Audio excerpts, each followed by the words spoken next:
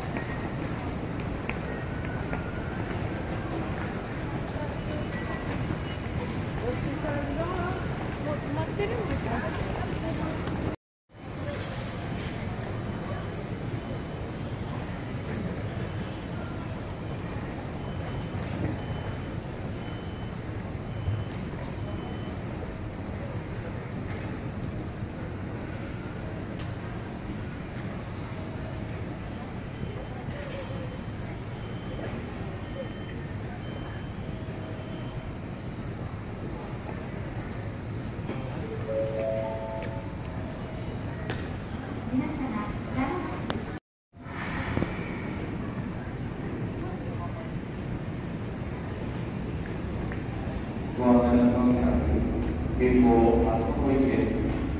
本日、線路上の影響により、高野山へお越しのお客様は、松本でバス代行以降をご利用ください。本日、線路上の影響により、高野山へお越しのお客様は、